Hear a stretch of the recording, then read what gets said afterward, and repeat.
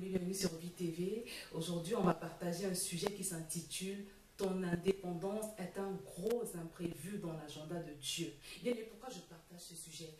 C'est parce qu'il y a beaucoup de gens qui se plaignent de ne pas pouvoir y arriver avec le Seigneur, d'avoir trop de problèmes pour pouvoir entrer en intimité avec lui, d'avoir trop de problèmes pour obtenir des réponses à leurs prières. Et ce que je voudrais te dire aujourd'hui, ce que j'ai reçu de la part du Seigneur, et en passant, on est toujours dans le thème de mourir à soi-même. Ce que j'ai reçu du Seigneur bien-aimé, c'est que la plupart des gens, des enfants de Dieu, tiennent à leur indépendance. Sauf que je voudrais te dire aujourd'hui, bien-aimé, que tu ne peux pas te permettre de vouloir vivre en indépendance avec celui qui t'a créé. Parce que le but pour lequel Dieu t'a créé, et je le dis toujours, je l'ai déjà dit sur VTV plusieurs fois, c'était la communion avec lui. Tu ne peux pas envisager de faire sans Dieu. Parce que simplement, c'est au travers d'une communion avec Dieu, c'est au travers d'une intimité avec Dieu qu'il parvient à te conseiller, à t'instruire, à t'aider à subir les transformations qui seront nécessaires pour que tu puisses atteindre ces plans de bonheur et de paix qu'il nous promet dans Jérémie. Et aujourd'hui, je voudrais prendre l'exemple d'une étagère, d'un meuble quelconque que tu achèterais, je ne sais pas dans quel magasin, avec une notice de montage bien définie. Et imaginons que tu achètes ce meuble et que tu décides de passer outre la notice ou si tu veux les instructions de montage du meuble. Imagine ce que tu vas avoir au bout du compte. Tu vas avoir un meuble qui sera monté mais qui sera boiteux. Tu vas avoir un meuble qui sera monté mais qui ne va pas tenir. Et je voudrais te dire aujourd'hui qu'il en est de même avec ta relation avec Dieu. Dieu est ton créateur, il est ton concepteur, il est celui qui t'a fabriqué. Il est celui qui sait tout au sujet de ta vie, de ta destinée. Il sait où il veut t'emmener. Mais très souvent, ce qui se passe, c'est que nous voulons atteindre les plans de paix et de bonheur de Dieu, mais en procédant à notre propre manière. Nous voulons procéder selon nos propres plans. Mais je voudrais te redire encore, bien-aimé, que c'est tout simplement impossible. C'est quelque chose que tu ne peux pas du tout envisager. Que ta vie et ma vie, telles que Dieu les a conçues, sont un peu comme, vous savez, un peu comme un puzzle. Et chaque pièce que tu déplaces fausse complètement le plan de Dieu. Et à chaque fois que tu déplaces une pièce dans le plan que Dieu a tracé, à chaque fois que tu dévies de ce que Dieu a prévu, tu te bloques tout seul. Parce que du coup, les choses telles que Dieu les avait prévues ne peuvent plus fonctionner pour que tu puisses atteindre cet objectif de paix et de liberté et de joie et de bonheur qu'il t'assigne. Je voudrais te dire, bien-aimé, que quand Dieu te regarde, il aimerait pouvoir observer sa justice, sa paix, sa sainteté. Par exemple, notre Dieu, c'est un Dieu de justice, c'est un Dieu saint. Et tu ne peux pas fonctionner avec Dieu si tu ne marches pas dans la sanctification. Tu ne peux pas fonctionner avec Dieu si tu ne marches pas dans l'amour. Dieu aimerait pouvoir reconnaître son image au travers de ta personne quand il t'observe. Il aimerait voir en toi quelqu'un qu'il peut tenir par la main.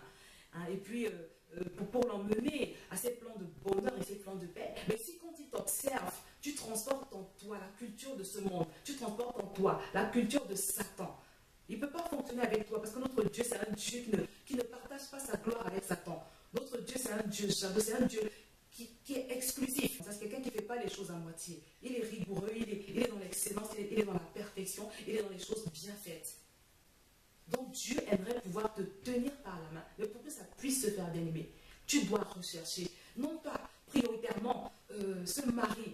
Parce qu'en réalité, ton combat, ton plus grand combat, ce n'est pas de pouvoir obtenir ce mari, de pouvoir obtenir cette belle carrière, de pouvoir obtenir cette chose après laquelle tu cours depuis des années et qui te rend malade parce que tu n'arrives pas encore à l'obtenir. Mais ton premier véritable combat, mon frère ou ma soeur, c'est de pouvoir mourir à toi-même. C'est de pouvoir obtenir la capacité du Saint-Esprit, d'avoir confiance en Dieu, de pouvoir devenir capable de t'abandonner à lui, d'avoir ton intelligence renouvelée, d'avoir ton système de pensée complètement reformaté, d'être transformé et de devenir une personne flexible, obéissante entre les mains de Dieu, de devenir une personne qui va s'incliner devant Dieu, une personne que Dieu pourra tenir par la main, une personne en qui Dieu pourra régner, une personne en qui Dieu pourra faire tout ce qu'il souhaite.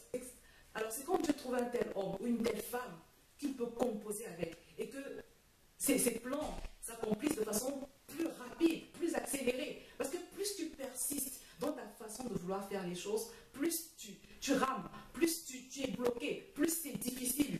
Donc bien aimé, mon conseil aujourd'hui, c'est que ton premier combat soit d'atteindre cette mort à soi dont on a parlé dans la précédente vidéo, que ton combat, ton premier combat, ton combat ultime, ton objectif ultime soit celui de pouvoir avoir ton intelligence renouvelée, de pouvoir adapter tes pensées aux pensées de Dieu, de pouvoir délaisser tes pensées pour adopter celles de Dieu. Et comme je l'ai dit, je le redirai toujours, c'est au travers de la parole de Dieu, de la lecture de la parole de Dieu, tu dois te nourrir, tu dois écouter et réécouter les enseignements. Ouais.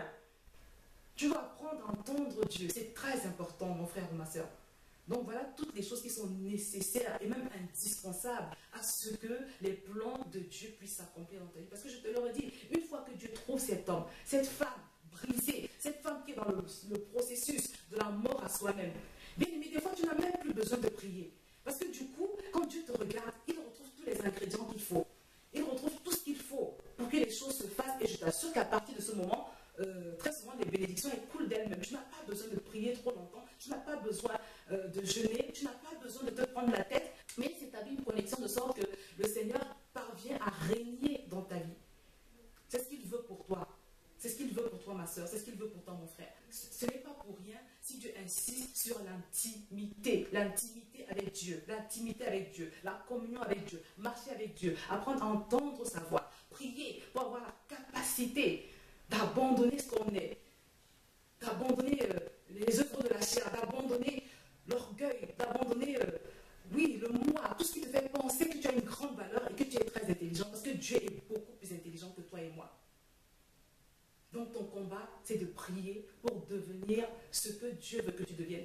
Pour te retrouver dans cette disposition qui va faire que Dieu va pouvoir t'utiliser facilement. Que Dieu va pouvoir facilement accomplir son plan dans ta vie. N'oublie pas, je l'ai dit, que le plan de Dieu dans ta vie est comme un puzzle. Ne déplace pas les pièces du puzzle de ta destinée n'importe comment. Parce que tu risques de la bloquer. Donc bien aimé, prie pour devenir un enfant de Dieu obéissant. Prie pour devenir flexible. Prie pour avoir plus de foi, plus de confiance en Dieu. Je vais m'arrêter là, bien-aimé, et je te dis à très bientôt sur VTV.